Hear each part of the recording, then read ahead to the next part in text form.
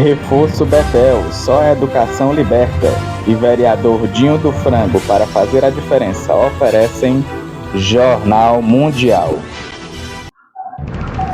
Olá, boa noite. Boa noite. O corpo da turista brasileira Juliana Marins é levado para Bali, onde passará por uma autópsia que deve apontar a causa e o horário da morte. A família da jovem critica a demora no resgate e diz que ela poderia ter sido encontrada com vida se a tivessem resgatado mais cedo. Um ônibus com 40 passageiros bate em uma árvore e capota na BR-365 em Minas Gerais. 2 das vítimas sobreviveram, mas pelo menos 15 foram socorridos. O líder supremo do Irã celebra a vitória na guerra contra Israel e cogita novas respostas às bases militares dos Estados Unidos. O Equador recaptura o narcotraficante mais procurado no país. Os protestos no Quênia, em comemoração ao primeiro aniversário das marchas massivas, deixam ao menos 8 mortos e 400 feridos. O preço do café brasileiro sobe 81% ao consumidor em um ano, mas começa a cair no campo. A produção de motocicletas bate um recorde e as vendas crescem no país. E você vai conhecer o projeto Navegando com Sentido, que permite deficientes visuais assumirem o leme e guiar embarcações na Baía de Guanabara, no Rio. O Jornal Mundial começa agora.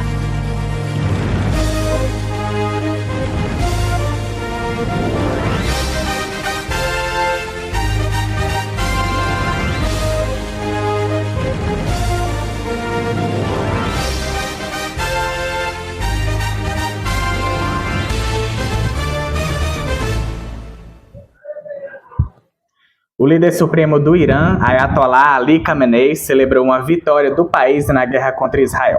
Ele também afirmou que o governo iraniano pode atacar novamente bases americanas no Oriente Médio. O líder supremo do Irã, Ayatollah Ali Khamenei, ameaçou bombardear mais bases dos Estados Unidos no Oriente Médio caso o Irã seja novamente atacado por Washington. As declarações foram dadas em um discurso transmitido pela televisão estatal.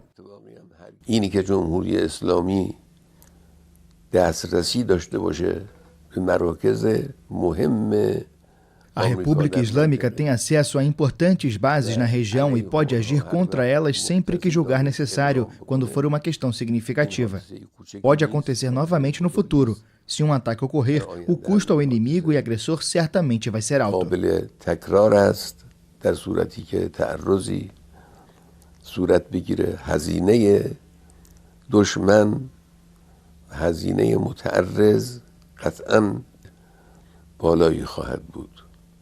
Khamenei também afirmou que o governo americano superestimou a extensão dos danos causados.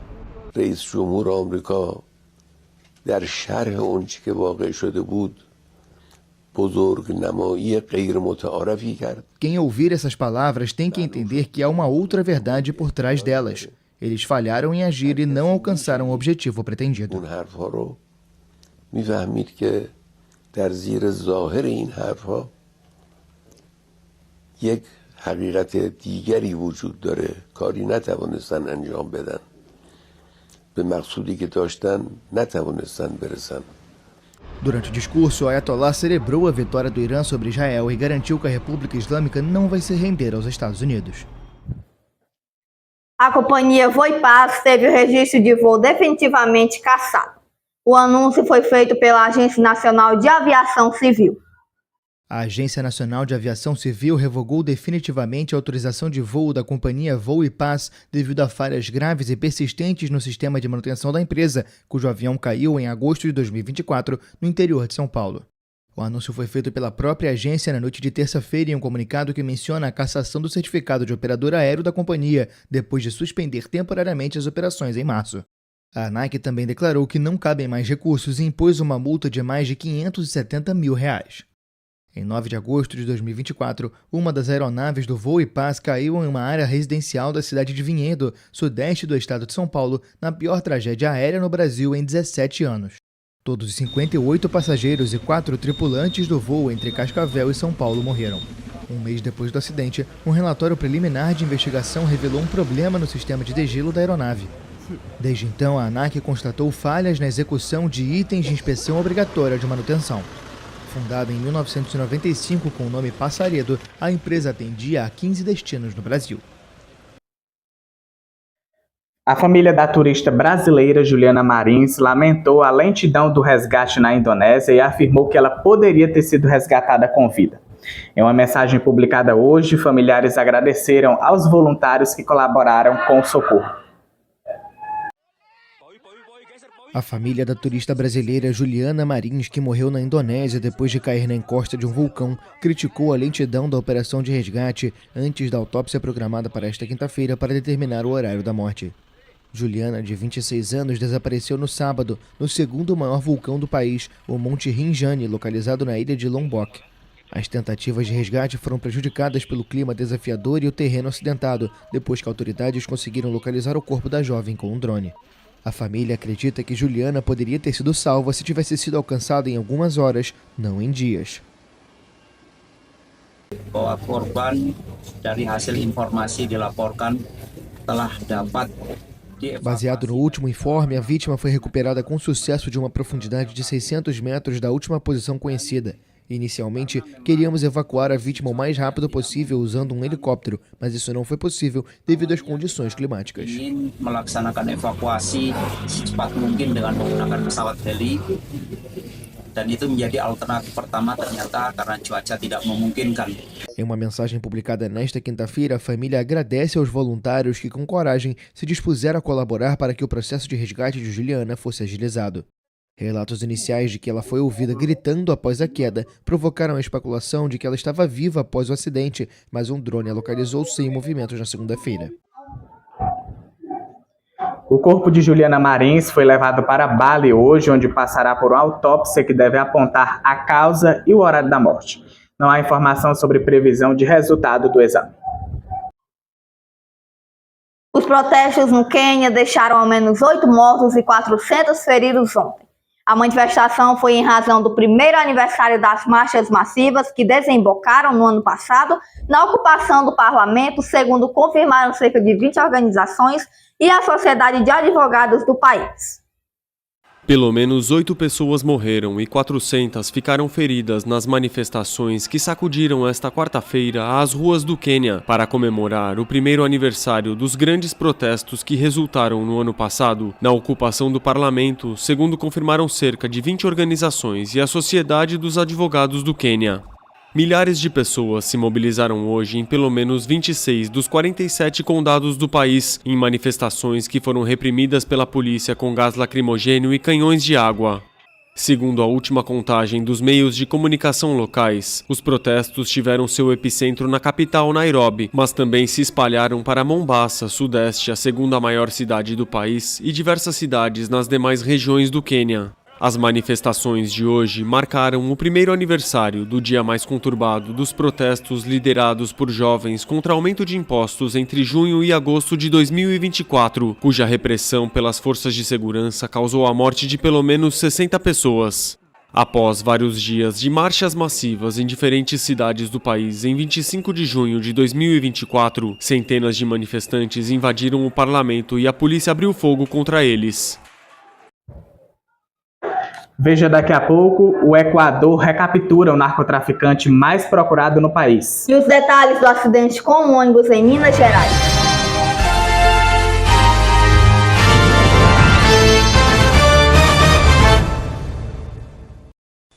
Jornal Mundial é patrocinado por deputado estadual Sérgio Aguiar, mais Ceará, mais desenvolvimento.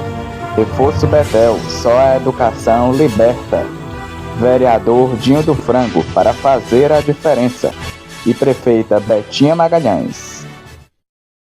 De terça a quinta, sua tarde com muita informação no Boa Tarde Mundo com Caio Teles, às 13 horas. Sua manhã de sábado com muita informação. Sábado News com Eduardo Delau, às 9 horas da manhã. O seu noticiário no domingo. Revista do Domingo com Clara Bezerra, às 19 horas da noite.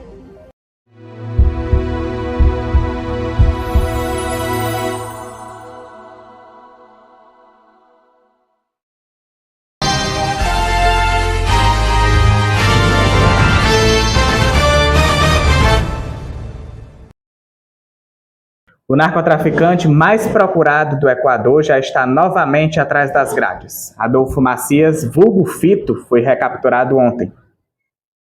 Forças de segurança do Equador recapturaram Adolfo Macias, vulgo Fito, narcotraficante mais procurado no país, anunciou o presidente Daniel Noboa nesta quarta-feira. Autoridades notificaram no começo de 2024 a fuga de Fito, que representou um duro golpe para o presidente. Noboa declarou guerra aos grupos armados que tornaram o país um dos mais violentos da região. A fuga de Fito da prisão foi seguida por rebeliões em presídios, por explosões de carros-bomba e pela retenção temporária de cerca de 200 agentes carcerários. Na época de sua fuga, Fito era considerado suspeito de ordenar o assassinato do candidato à presidência, Fernando Villavicencio, baleado em Quito em agosto de 2023. Noboa afirmou que iniciou os trâmites para extraditar Fito para os Estados Unidos. O Ministério Público de Nova York acusa Fito, chefe do grupo criminoso Los Choneros, de tráfico de cocaína e armas. Ele estava preso desde 2011 e cumpria pena de 34 anos por crime organizado, tráfico de drogas e assassinato. Um ônibus com 40 passageiros bateu em uma árvore e capotou na BR-365 em Minas Gerais. O SAMU informou que não há mortes, mas entre feridos há crianças que foram levadas para hospitais de cidades da região. A reportagem é de Elisiane Victória. Ônibus com 40 passageiros bate em árvore e capota na BR-365 em Minas Gerais. Observe a reportagem a seguir. Um ônibus com cerca de 40 passageiros capotou na BR-365 entre Luislândia do Oeste, distrito de João Pinheiro, e a cidade de São Gonçalo do Abaete, no alto da Paranaíba. Segundo a Polícia Rodoviária Federal, o veículo teria saído da pista e teria batido em uma árvore. Em seguida, o veículo, que no caso era um ônibus, capotou em uma ribanceira, tombando às margens da rodovia. O Serviço de Atendimento Móvel de Urgência SAMU foi chamado e informou que todas as vítimas sobreviveram.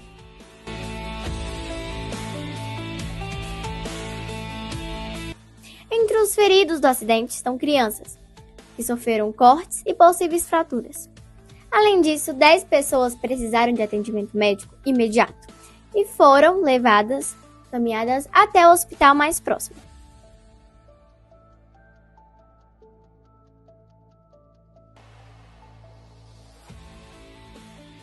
E essa foi a matéria de Elis para o Jornal Mundial. O preço do café brasileiro subiu 81% ao consumidor em um ano, mas no campo as cotações começaram a cair em março, após o início da colheita. Veja na reportagem de João Pedro Ferreira. Na prévia da inflação de junho, o café moído foi o segundo item que mais pesou na inflação do mês, depois da energia elétrica, segundo dados do Índice de Preços ao Consumidor Amplo 15. Divulgados pelo Instituto Brasileiro de Geografia e Estatística, IBGE, nesta quinta-feira, dia 26. Em relação a maio, o preço do café subiu 2,86%, mas no acumulado em 12 meses até junho, encareceu 81,6%. Apesar disso, os preços da alimentação no domicílio caíram 0,24% em junho, após 8 meses em alta, influenciados pelas quedas do tomate, do ovo de galinha, do arroz e das frutas.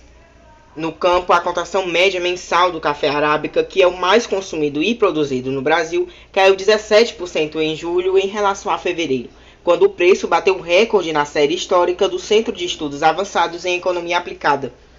A tendência é de que a queda dos preços no campo comece a chegar ao consumidor no segundo semestre, mas de forma lenta e gradual.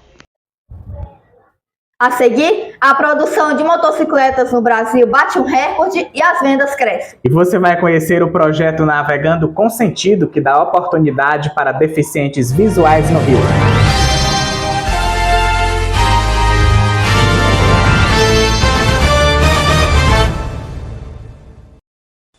Jornal Mundial é patrocinado por deputado estadual Sérgio Aguiar, mais Ceará, mais desenvolvimento.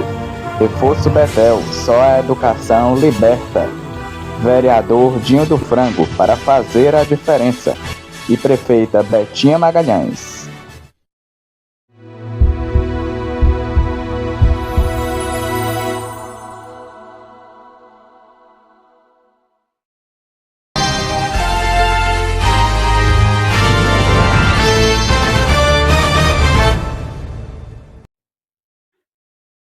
Um ônibus coletivo de Aracaju pegou fogo próximo a um posto de combustíveis na Avenida Euclides Figueiredo, no bairro Soledade. A informação foi confirmada pelo Sindicato das Empresas de Transporte de Passageiros de Aracaju. Não houve feridos. A Superintendência Municipal de Transportes e Trânsito informou que o motorista e os passageiros deixaram o veículo logo que se iniciou a pane. O ônibus fazia a linha 102 Soledade Maracaju e será substituído sem prejuízo à população. De acordo com o Corpo de Bombeiros que atendeu à ocorrência, o motorista relatou que o incêndio começou após uma possível falha nos freios do veículo e, ao perceber o fogo, tentou usar um extintor, mas sem sucesso. A aviação modelo disse que está averiguando a situação para identificar as causas do ocorrido. A Polícia Civil do Distrito Federal prendeu 16 suspeitos de integrar um grupo que vendia drogas pelas redes sociais na unidade federativa.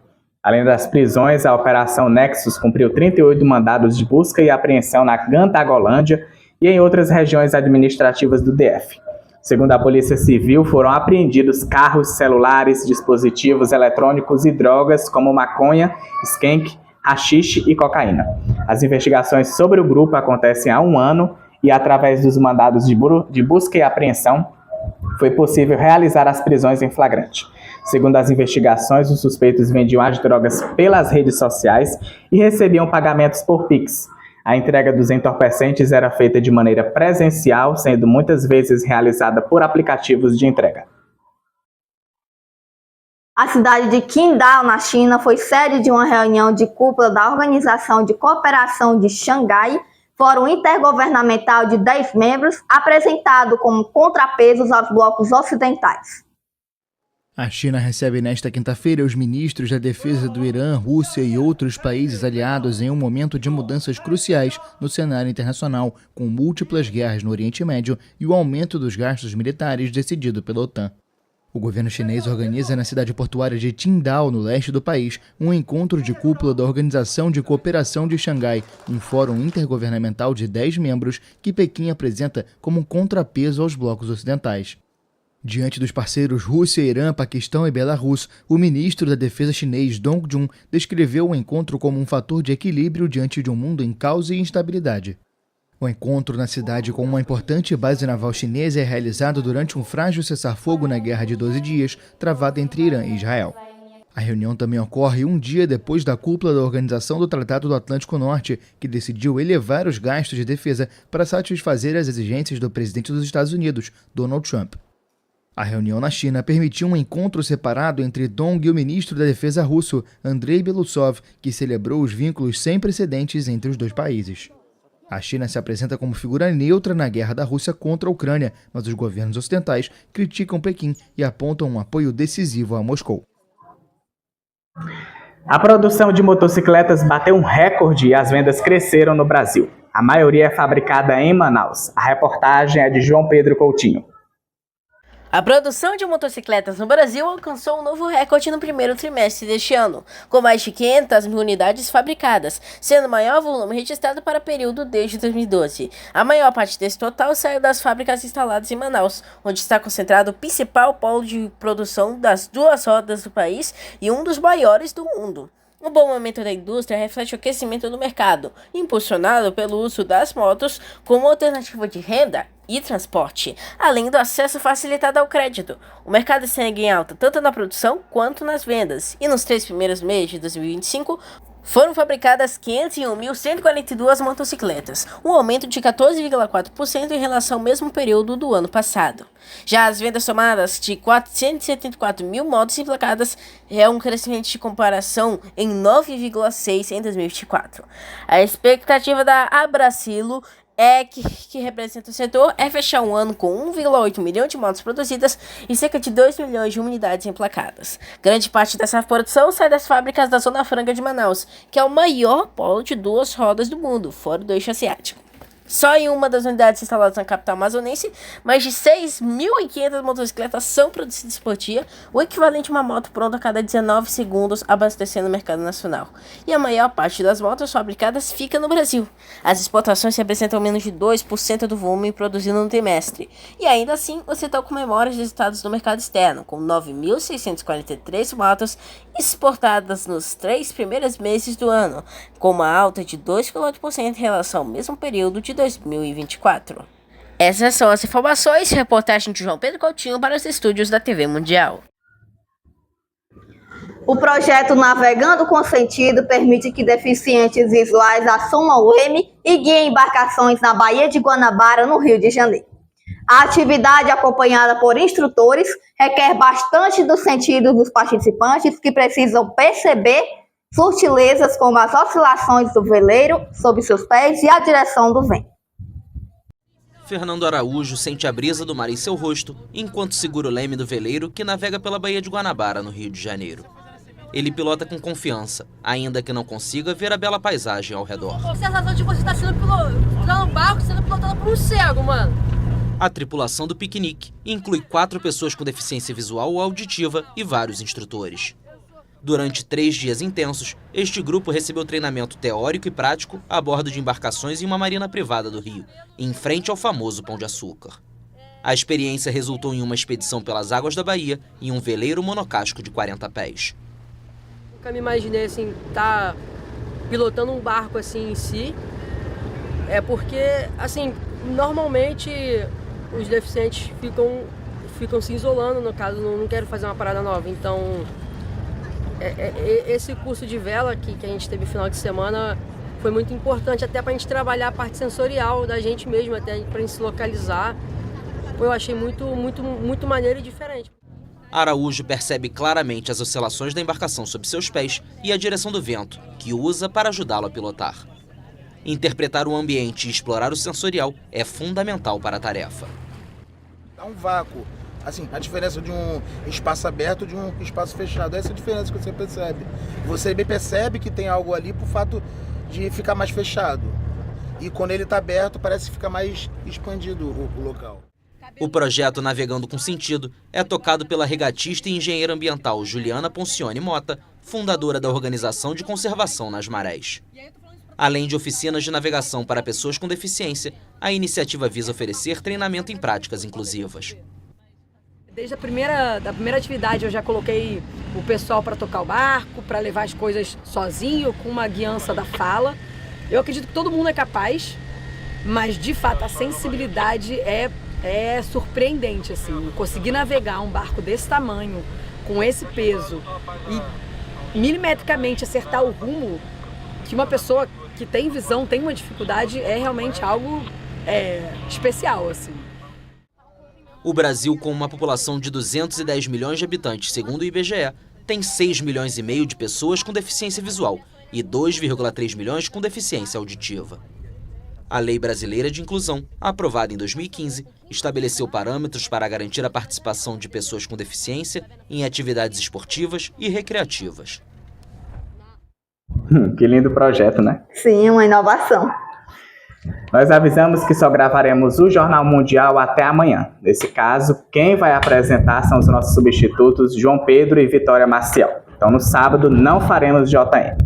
O Jornal Mundial de hoje encerra por aqui. Para mais informações, acesse o Instagram 05 Notícias, que é o perfil de notícias da TV Mundial. E, é claro, @TV Mundial UFC, se você quiser se informar mais.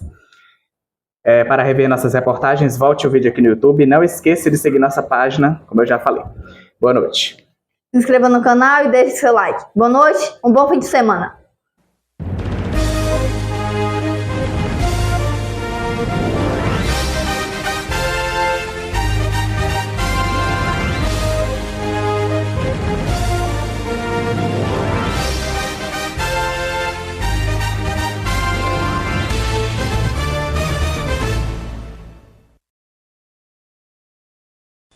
Jornal Mundial é patrocinado por deputado estadual Sérgio Aguiar, mais Ceará, mais desenvolvimento. Reforço Betel, só a educação liberta. vereador Dinho do Frango para fazer a diferença e prefeita Betinha Magalhães.